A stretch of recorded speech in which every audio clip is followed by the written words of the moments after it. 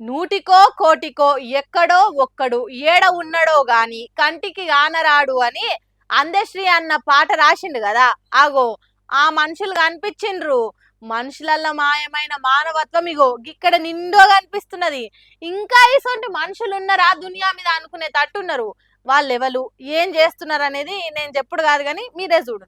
స్వలాభము స్వార్థము లేకుండా పనిచేసేటోళ్ళు ఇంకా ఉన్నారా? పైసా ఫలితం ఆశించకుండా పరుల సేవ చేసేటోళ్ళు ఉన్నారా? ఇది కళా మాయా అని అనుకునే తట్టు చేస్తున్నారు వీళ్ళు. రాజస్థాన్ రాష్ట్రం బార్మర్ ఏరియాల తానారాం అనే తాత ఇంకొంతమంది చేస్తున్న సేవ ముచ్చట చెప్తే స్వార్థ పరులు చచ్చిపోతారు. ఎడారి ఏరియాలో తిరిగే బస్సులో ప్రయాణం చేసేటోళ్లకు నోరు ఎండిపోతుంది. తాగనికే నీళ్లుండయి. దుకాణాలలో అమ్మేటోళ్ళు ఉండరు. అంతటికంటే ఎక్కువ రాజస్థాన్ ఎడారిలో ఉడుక ఎక్కువ ఉంటది. చాలా మంది జీవి విడిచిపోతారు. అగో అందుకే బస్సులో పోయేటోళ్ళ గొంతులు తడిపి వాళ్ళ పానాలు పోకుండా నీళ్లు ఇస్తున్నాడు తానారాం అనే తాత.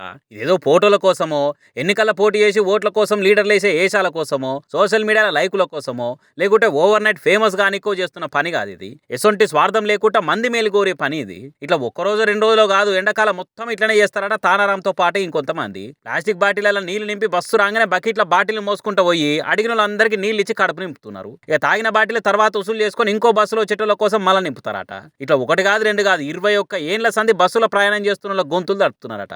ఇక చెప్పురు ఇక ఇంతకంటే దేవుడు ఇంకేడుంటాడో. ఇట్లా నీళ్ళిచ్చి ఎంతమంది పానాలు కాపాడుంటాడు కావచ్చు. మానవ సేవే మాధవ సేవ అని తలిసి పనిచేసుడు అంటే చిన్న ముచ్చట కాదు. నోబెల్ శాంతి బహుమతులు సేవ అవార్డులు ఏమనుంటే ఇగో గిసొంటోళ్ళకి ఇవ్వాలి. పరమనిషి పాడు కావాలని కోరుకునే ఈ రోజుల్లో ఇట్లా చేస్తే ఖచ్చితంగా చేతులు జోడించి మొక్కవలసిందే. ఇగో మానవత్వం పరిమళిస్తున్న మనుషులు ఇగో ఇక్కడ ఉన్నారు చూడు అని కామెంట్లు పెట్టుకుంటా ఈ వీడియోని సోషల్ మీడియాలో గిర్ర తిప్పుతున్నారు ఇక నెటి జనాలు.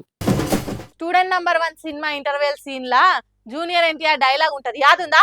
నువ్వు రౌడీని అనుకుంటున్నావా, నేను నీకంటే పెద్ద రౌడీని. నువ్వు గుండాలు అనుకుంటున్నావా, నేను నీకంటే పెద్ద గుండాని. ఆగో అచ్చం అసొంటి మాస్ వార్నింగ్లు ఇస్తుండు కేటీఆర్. అవేవో ఏఐ వీడియోలు కావచ్చు, గసొంటి కూడా నమ్ముతారా అనేరు. నిజంగా కేటీఆరే అన్నాడు. కావాలంటే కళ్ళారా చూడండి. క్యాడర్లో హుషారు తెచ్చేతందుకో కారు కర్తల్లో జోష్ పెంచేతందుకో గాని కేటీఆర్ పక్క పార్టీ లీడర్లకు ఉత్తి కౌంటర్లు కాదు ఊరమ్మాస వార్నింగ్లు ఇస్తుండే ఇట్లా.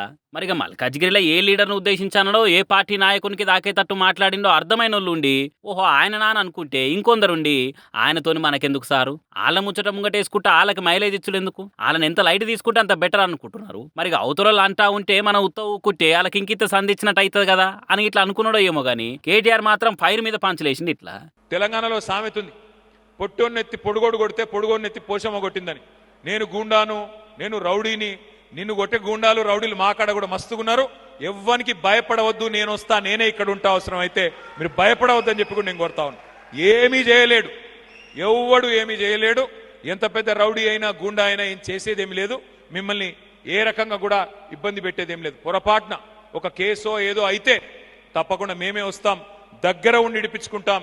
ఎవ్వరు కూడా మీరు భయపడవలసిన అవసరం లేదని చెప్పి మళ్ళొక్కసారి హృదయపూర్వకంగా కోరుతా ఉన్నాం. కానీ చూసిరా పాలిటిక్స్ లల్లా పార్టీ మీటింగ్లల్లా డైలాగ్ వార్లు రాను ఏ తీరైనాయో. వాళ్ళ రౌడీల పార్టీ వాళ్ళ లీడర్లే గుండాలని తిట్టుకునే కాంచి మా తాన మిమ్మల్ని మించిన రౌడీలు ఉన్నారని బాధాప్తా బయటికే ఎలివేషన్లు ఇచ్చుకునే కాడికి వచ్చింది అనుకోబట్టిరు నిత్య పాలిటిక్స్ వార్తలను పట్టించుకునే ఓటర్లు.